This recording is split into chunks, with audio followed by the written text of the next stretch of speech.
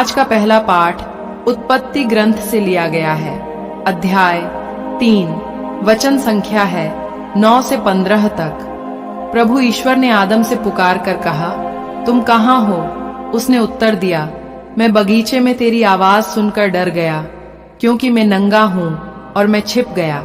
प्रभु ने कहा, किसने तुम्हें बताया कि तुम नंगे हो? क्या तुमने उस वृक्ष का फल खाया जिसको खाने से मैंने तुम्हें मना किया था? मनुष्य ने उत्तर दिया, मेरे साथ रहने के लिए जिस स्त्री को तूने दिया उसी ने मुझे फल दिया और मैंने खा लिया। प्रभु ईश्वर ने स्त्री से कहा, तुमने क्या किया है? और उसने उत्तर दिया, सांप ने मुझे बहका दिया और मैंने खा लिया। तब ईश्वर ने सांप से कहा, चूंकि तूने यह किया है, तू सब घरेलू तथा जंगली जानवरों में शापित होगा। तू पेट के बल चलेगा और जीवन भर मिट्टी खाएगा। मैं तेरे और स्त्री के बीच तेरे वंश और उसके वंश में शत्रुता उत्पन्न करूंगा। वह तेरा सिर कुचल देगा और तू उसकी एड़ी काटेगा। यह प्रभु की वाणी है। आज का दूसरा पाठ कुरिन्थियों के पत्र से लिया गया है।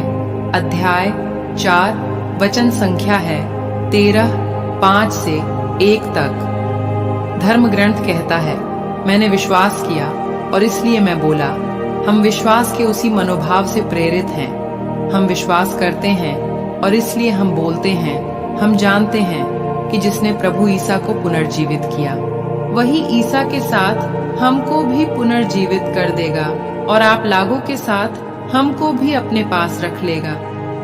सब कुछ आप लोगों के लिए हो रहा है, ताकि जिस प्रकार बहुतों में कृपा बढ़ती जाती है, उसी प्रकार ईश्वर की महिमा के लिए धन्यवाद की प्रार्थना करने वालों की संख्या बढ़ती जाए।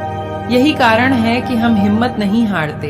हमारे शरीर की शक्ति भले ही क्षीण होती जा रही हो, किंतु हमारे आभ्यंतर में दिन प्रतिदिन नए जीवन का संचार होता रहता है, क्योंकि हमारी क्षण भर की हल्की सी मुसीबत हमें हमेशा के लिए अपार महिमा दिलाती है। इसलिए हमारी आंखें दृश्य पर नहीं बल्कि अदृश्य चीजों पर टिकी हुई हैं, क्योंकि हम जो चीजें देखते हैं वे अल्पकालिक हैं। अनदेखी चीजें अनंत काल तक बनी रहती हैं। हम जानते हैं कि जब यह तंबू पृथ्वी पर हमारा यह घर गिरा दिया जाएगा, तो हमें ईश्वर द्वारा निर्मित एक निवास मिलेगा। वह एक ऐसा घर है जो हाथ का बना नहीं है और अनंत काल तक स्वर्ग में बना रहेगा। यह प्रभु की वाणी है। आज का सुसमाचार संत मार्कुस के पत्र से लिया गया है। अध्याय 3, वचन संख्या है 20 से 35 तक।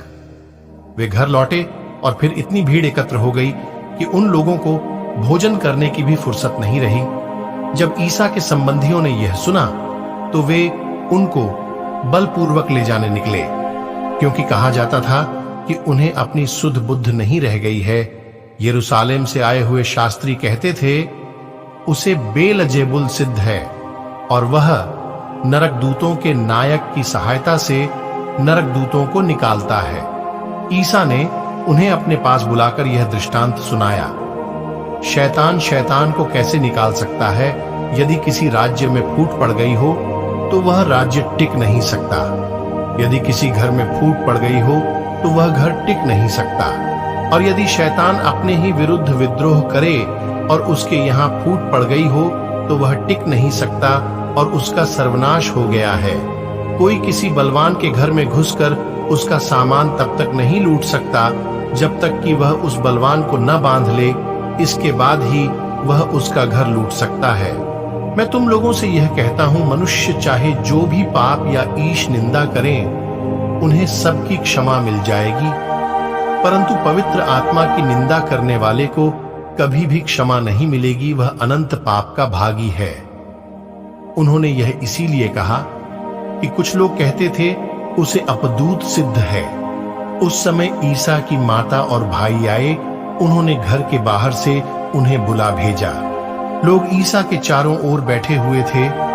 उन्होंने उनसे कहा, देखिए, आपकी माता और आपके भाई बहनें बाहर हैं, वे आपको खोज रहे हैं। ईसा ने उत्तर दिया, कौन है मेरी माता, कौन है मेरे भाई? उन्होंने अपने चारों ओर बैठे हुए लोगों पर दृष्टि दौड़ाई और कहा, ये है मेरी माता और मेरे भाई, जो ईश्वर की इच्छा पूरी करता है वही है मेरा भाई, मेरी बहन और मेरी माता। यह प्रभु का पवित्र सुसमाचार है। मनन चिंतन। यीशु के प्रचार के प्रति उस समय के समाज में मिश्रित प्रतिक्रियाएं थीं। कुछ लोगों ने उनकी शिक्षाओं को तत्परता से स्वीकार किया और उनके अनुयायी बन गए। कुछ ने उनके प्रचार करने और अन्य कार्यों को करने के अधिकार पर सवाल उठाए। कुछ ने उनमें मौजूद शक्ति के स्रोत पर सवाल उठाए, यहां तक कि इस शक्ति के नरक दूतों के नायक बेलजेबुल से प्राप्त होने का संदेह किया। कुछ ने तो यहां तक कहा कि वह पागल हो गया है। यीशु गलत संचार और गलतफहमी को कम करना चाहते थे, इसलिए उन्होंने कारण बताकर समझाया कि लोगों को उन्हें गलत क्यों नहीं समझना चाहिए। वह आगे बताते हैं कि वे उनके करीब कैसे आ सकते हैं, स्वर्गीय पिता की इच्छा को समझकर और उसके अनुसार जीवन बिताकर। वह अपने शिष्यों को, जो स्वर्गीय पिता की इच्छा का पालन करते हैं, अपने भाई बहन कहते हैं, आइए हम स्वर्गीय पिता की इच्छा को समझकर और उसका पालन करके यीशु के करीब आए। मेरे प्यारे विश्वासी भाई बहनों, आइए हम सभी वचन पर भी मनन चिंतन करें। आप सभी को परमेश्वर आशीष तथा शांति प्रदान करें। आमीन।